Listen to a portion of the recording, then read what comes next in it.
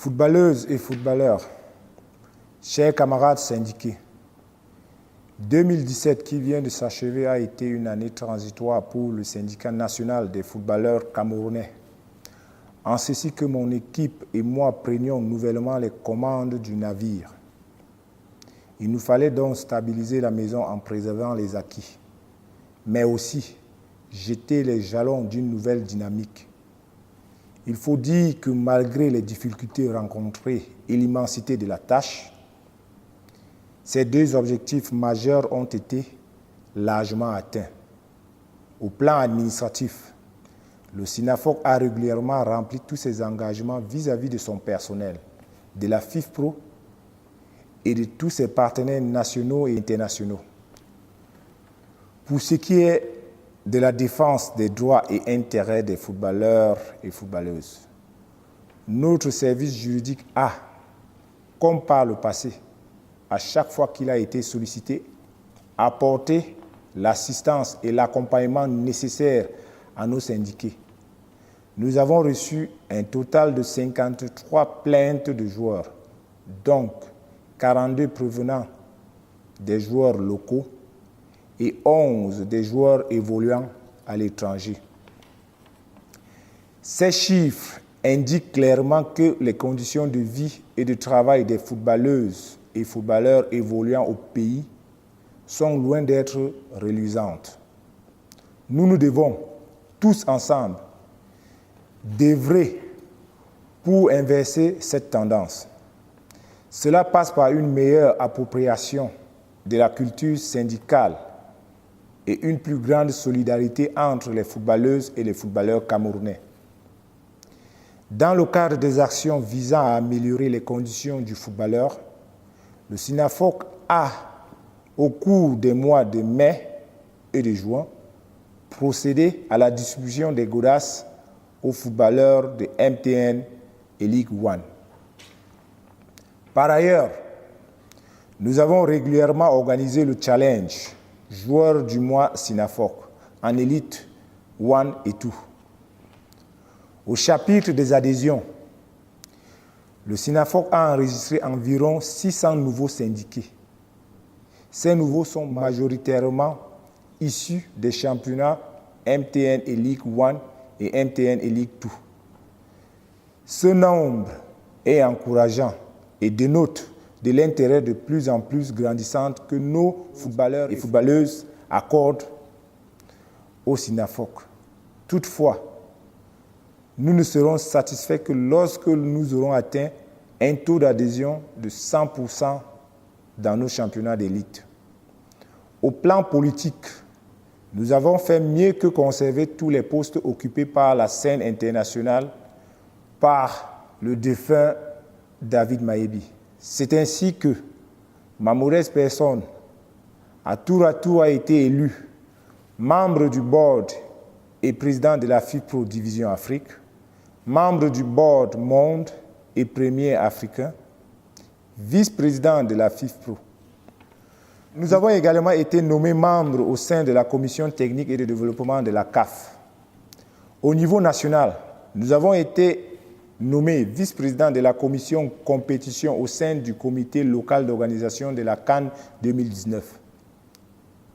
Toutes ces élections et autres nominations illustrent, si besoin en était, encore le degré de confiance, de sympathie et de respect que le SINAFOC bénéficie tant au niveau national qu'international.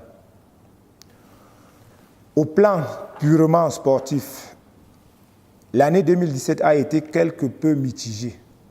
L'année a débuté avec le brillant et éclatant sacre des Lions indomptables à la CAN au Gabon. Un triomphe qui a redonné du sourire au peuple camerounais, tout en ravivant la fierté de l'orgueil national. Malheureusement, la suite a été moins bonne avec l'échec en juin à la Coupe des Confédérations, la non-qualification pour le Mondial 2018 et l'échec de nos clubs sur la scène continentale. Toutefois, la CAN gagnée à Libreville a démontré à nouveau que le Cameroun a du talent à revendre et qu'avec une organisation professionnelle, nous pourrons rivaliser d'égal à égal avec les meilleures nations de football du monde.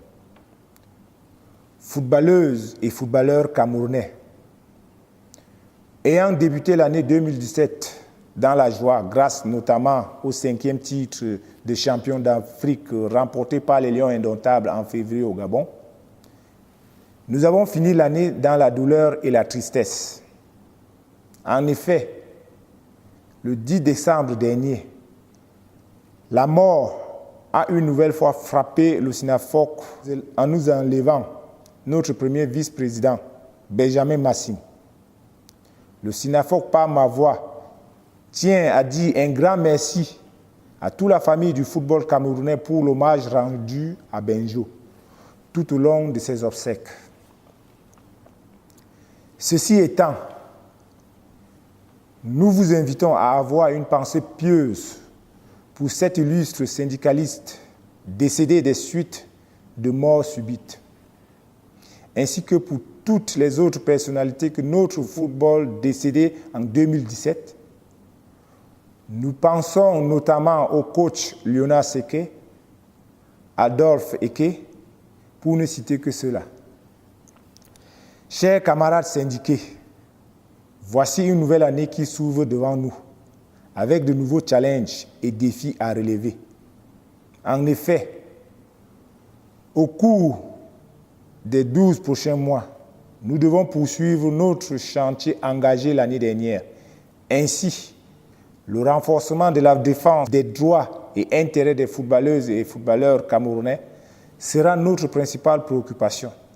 Nous allons user de tout notre entre-gens et mettre en contribution tous nos partenaires nationaux et internationaux pour trouver des solutions efficaces et efficientes aux problèmes que vous rencontrez au quotidien dans l'exercice de votre métier. Nous allons multiplier les campagnes de sensibilisation et de formation à l'intention des joueuses et joueurs. Les dites campagnes s'étendront également aux dirigeants des clubs. Le challenge joueur du mois connaîtra quelques innovations pour une plus grande émulation. Ce challenge sera couronné en fin d'année par une grande cérémonie de récompense des meilleurs acteurs de la saison dénommée Trophée SYNAFOC. Nous allons redynamiser notre communication à travers une présence importante dans les médias classiques ainsi que dans les réseaux sociaux. Par ailleurs, nous allons relancer la publication de notre magazine. Tout ceci nous permettra de vulgariser notre action syndicale, mais aussi et surtout de magnifier vos performances et de mettre les acteurs principaux que vous êtes en valeur.